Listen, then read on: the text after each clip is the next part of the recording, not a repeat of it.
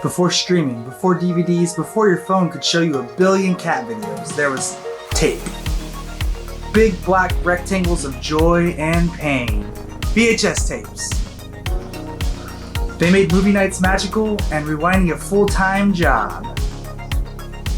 It was a time of fuzzy pictures, loud tracking noise, and the covers so wild your mom would say, "You're not renting that." Today, we're talking about the world of VHS. The tape that changed the way we watched, collected, and ruined movies for decades. Buckle up, hit play, and pray your VCR doesn't eat this episode up.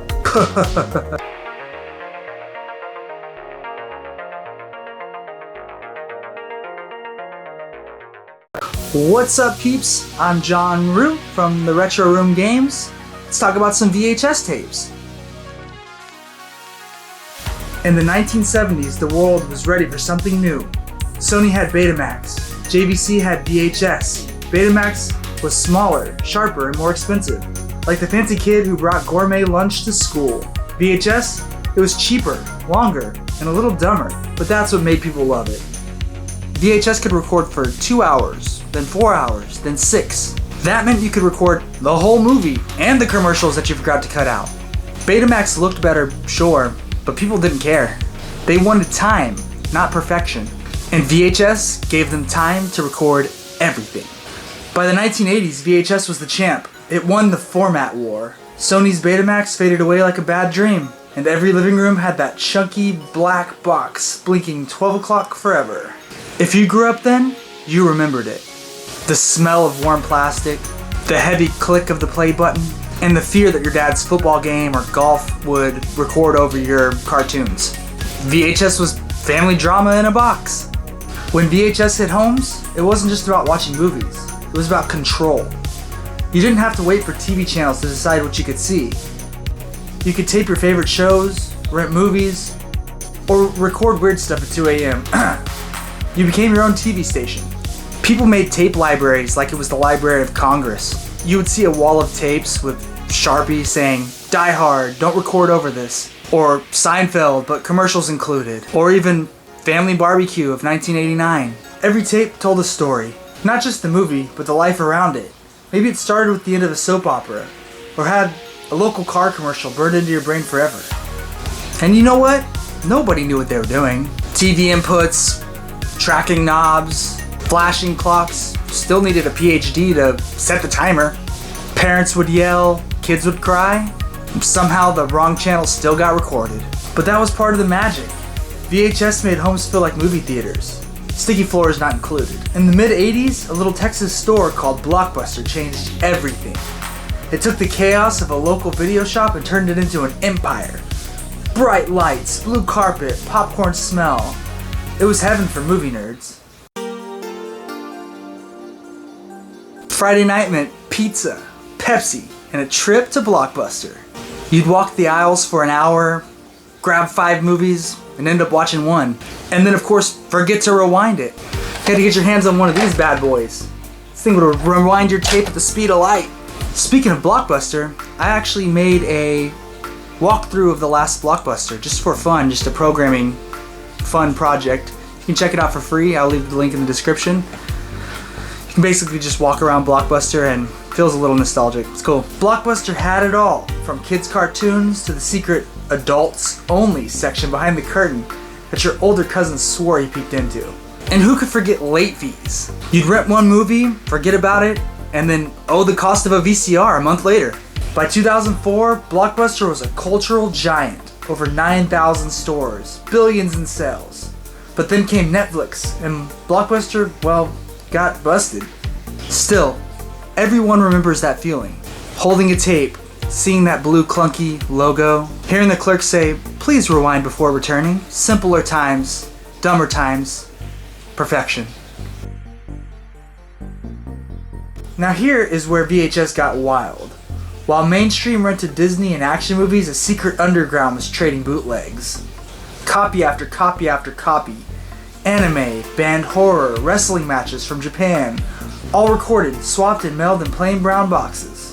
This is even how the original South Park got spread around. Apparently George Clooney got it, made a bunch of copies of it, and gave it to his pals. Each generation of a copy tape got worse. The colors bled, the sound faded, faces looked like melted crayons, the fuzz became its own kind of beauty. These were the OG pirates. Before torrenting, before LimeWire, you had to know a guy who knew a guy who had 2 VCR decks. It was like being in a secret movie club, but smells like microwave pizza rolls. Those bootlegs made fan cultures explode. Anime clubs, wrestling tape traders, horror nerds. They built whole communities out of plastic rectangles. VHS was their internet. If VHS had one true home, it was horror. In the 1980s, the scariest, goriest, weirdest movies thrived on tape. Why? Because the theaters didn't want them, but the video stores did. Those covers were wild. Melting heads, zombies exploding, screaming people. You could smell the fake blood through the plastic. Half the time, the movie sucked, but you rented it anyway because the art slapped. There's this cult where cinema exploded. Evil Dead, Reanimator, Chopping Mall, Basket Case. Cheap movies with big dreams and bad lighting. They didn't need Hollywood. VHS gave them an audience. Some of those movies are classics now, even the really bad ones. And it's all thanks to those gnarly covers and horror fans that kept it alive.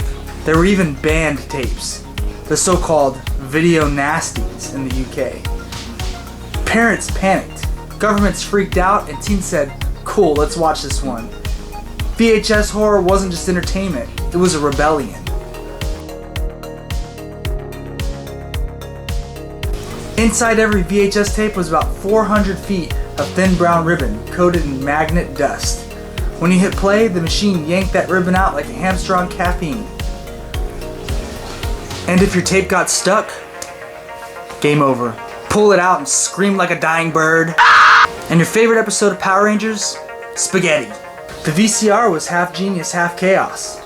It could record anything, TV shows, live events, or stuff your parents probably didn't want you to find. Yeah, we all had that one unlabeled tape that you weren't supposed to put in, but you still did. But VCRs were also creative tools. People made their own home movies, edited their own tapes, and even shot whole indie films straight to VHS. It was a hands-on filmmaking, no software, no filters, just tape and hope. By the late 90s, DVDs came along. Smaller, shinier, cleaner, no rewinding, no tracking issues, no fun. Studios ditched VHS like last year's fashion. But people didn't let go easy. VHS was cozy. It had warmth like a fireplace, but made of static. You could hold it, collect it, and it still works 20 years later. Well, mostly. By 2006, tapes were out of stores. The last VCR rolled off the line in 2016. But even now, VHS refuses to die. In the 2020s, VHS became cool again. Artists, filmmakers, and hipsters fell in love with the fuzz. It wasn't about clarity anymore. It was about vibe. Now we have VHS filters, fake static, synthwave music. It's like we're pretending to be 1987 again. People pay to make their videos look worse. I love it. Modern horror films use VHS-style editing for creepiness. Vaporwave and analog horror videos that use lo-fi texture to make things feel nostalgic and haunted, like you found an old tape you shouldn't have. Today, VHS collectors are everywhere. Some are hunting for rare horror gems. Others just want that clunky sound when you snap the tape shut. People buy old TVs to make the look again. Some even take new movies and release them on VHS modern day. Terrifier got released in Walmart. It's crazy. Companies like VHS Haven, Lunch Meat VHS, and Brokey VHS reissue new indie films on tape. Limited runs, numbered copies. It's like the vinyl collecting, but fuzzier.